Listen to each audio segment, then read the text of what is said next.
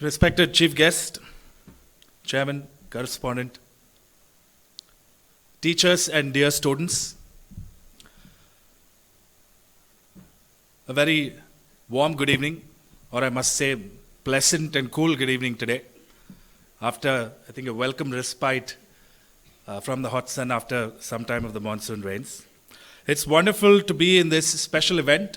It's wonderful to have our chief guest. Firstly, let me congratulate the wonderful speeches, insightful, incisive, informative. You guys did a great job.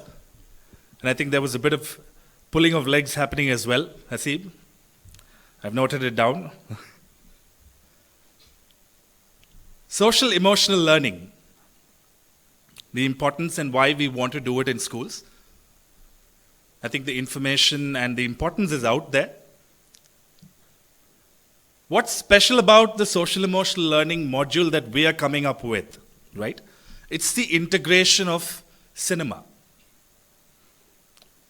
Anyone who doesn't like movies here, students? Show of hands. I don't like movies at all. There's one. And everyone's looking back to see, huh? That's what I thought. We all love movies, and now with COVID and OTT platforms coming out, everything is out there, and we're just waiting for the movies to get out. You can watch it. The power of cinema with social emotional learning, and therefore engaging with a module, because what happens in a lot of times is value education. I think that's what you guys have now, right? You have value education periods, right? So I haven't yet observed it. I've seen the books. It's a good book. But a lot of times it just becomes another period, right? Where your coordinator would just come in and give you more moral instructions. When I was in school, I'm sure all of you guys know, I'm an alumnus of this school as well. When I was in 11 and 12 was when the central block was built, right? So at that point, the correspondent was the one who was doing moral instruction sessions. So she used to come to class, right? And then talk about all these important deep things like what is love, right? I kid you not, 2003-04, we were having these conversations. And I think if I remember right, the chairman started this, he had it back then, session called Heart to Heart. So that was when we were in 11th grade, right? So it was a session where it was open floor, where he would come in and then just talk to the students and say, what problems do you have, so on and so forth. So essentially, what is this that we're trying to do?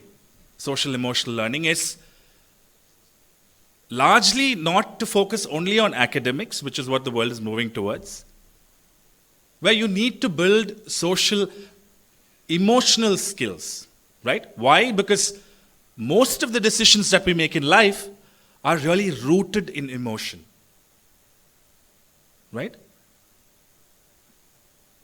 Example, buying a car. There's this saying, you always buy a car with your heart and not your mind. Emotions are at the center of your decision-making process, and therefore it's quintessential for you to learn how to regulate them and manage your emotions as you get out into the real world and move on to higher education, your jobs, your workforce, so on and so forth.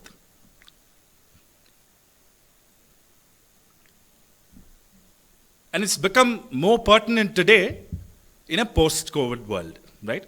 Where we've all been forced to sit in one place, and therefore that in itself, sitting with our parents for 2 years in itself is enough trouble, right? Enough mental stress, and then you'll have to listen to all of the slew of things and the family issues, so on and so forth. So in a world of today where 1 in 5 children are having mental health issues, that's where SEL comes in. That's where it's important for us to engage with these questions, engage with these movies, and also have a discussion around them, right? So it's not only going to be screening of a movie, but you guys will get a chance to expand further. What did you think? What did this character do? Was this right, wrong? What could have been done better? Why? The quintessential question of why, not just, ideas. The integration of SEL. There's been research, a lot of it has gone on in Europe and North America, the first world, that the integration of SEL has resulted in a 20% reduction in psychological stress and problem behavior among school students. 20%. That's a huge number. The Collaboration for Academic, Social and Emotional Learning, they call it CASEL. So they've also done some research and found that SEL led to a 11 percentage point increase in academic achievement. So when you're able to regulate your emotions, right? You're able to express yourself, you're able to be empathetic to other individuals. When you understand why a certain person is behaving a certain way on a certain day to you, it helps you not just with the social skills side, but in fact with academic achievement. And I'm quoting these numbers to you because it's not just about feelings, right? I feel this, you feel that. There's actual tangible evidence that an SEL integration is able to help students across the world academically as well. So the World Economic Forum, in one of its reports, spoke about the future workforce. The report is called the Future Jobs Report, where they spoke about emotional intelligence. I think that's the term a lot of us have heard, right? You guys have heard that EQ is more important than IQ now? No? No one heard about that? Emotional intelligence, emotional quotient? I think that's homework for you. You should go Google that up. Right? So emotional intelligence, critical thinking, and collaboration, skills of collaboration, will be among the top 10 skill sets that are required not in 2030 and 2040, but in 2025 by the largest corporations, by companies who are looking out for skilled workforce. So what does SEL essentially do? So I've tried to highlight to you what it does, helps in terms of how it can help students both academically and in building their social skills, right? How it can prepare you for the future. And in fact, interestingly, the American Institute for Research went on to do a monetary, appraisal. Every $1 that's spent on social emotional learning in schools and universities gave back a return on investment of $11. So to keep that simple, 10 times value on investment of what was spent on time, energy, and resources towards social emotional learning. So it's high time. I wouldn't want to take too much of your time, but what happens when SEL gets integrated and all of you students participate in it, right?